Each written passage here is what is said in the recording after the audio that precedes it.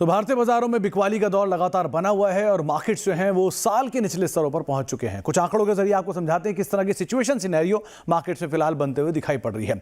Front line पे यानी कि निफ्टी के लेवल पे अगर आप देखेंगे तो हायर लेवल से 17% के आसपास बिकवाली हम इंडेक्स फ्रंट पर देख रहे हैं। मिड कैप स्मॉल कैप करीब 20 से लेकर 30% तक की गिरावट दिखा चुके हैं और अगर आप स्टॉक स्पेसिफिक देखेंगे तो करीब 30 से लेकर 40% तक की बिकवाली भी हम स्टॉक्स में देख रहे हैं।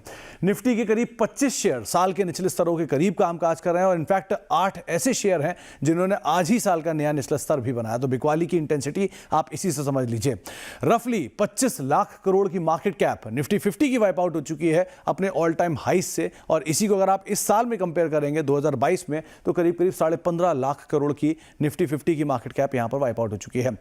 आप इस तरह से एफआईएस की इंटेंसिटी बिकवाली की इंटेंसिटी समझिए कि करीब 2.5 लाख करोड़ रुपए की बिकवाली एफआईएस 2022 के दौरान ही कर चुके हैं, जिसमें हर महीने मोर लेस आपको 40 से 50 हजार करोड़ रुपए का एक आंकड़ा आता हुआ दिखाई पड़ेगा। सबसे ज्यादा बिकवाली उन्हीं सेक्टर में जो कि एफआईएस पसंद थे।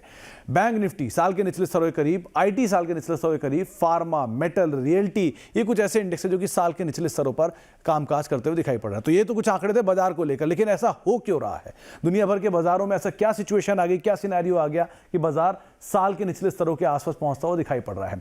मल्टीपल ट्रिगर्स आपकी स्क्रीन पर आते हुए दिखाई पड़ेंगे। पहला, दुनिया भर के बाजारों के अंदर एक अच्छी खासी गिरावट हम देख रहे हैं, चाहे वो यूएस मार्केट हो, यूरोपियन मार्केट हो, एशियन मार्केट हो, सब में बिकवाली का दौर देखने को मिल रहा है। यह बिकवाली का दौर जो शुरू हुआ इसमें कई सारे ट्रिगर्स हैं, जैसे कि महंगाई, जैसे कि बढ़ती ब्याज दरें जो कि बाजार में अनुमान तक शायद गिरेंगे लेकिन वो गिरी नहीं, उल्टा बढ़नी शुरू हो गई, जिसके आधार पर बाजारों में बिकवाली रही।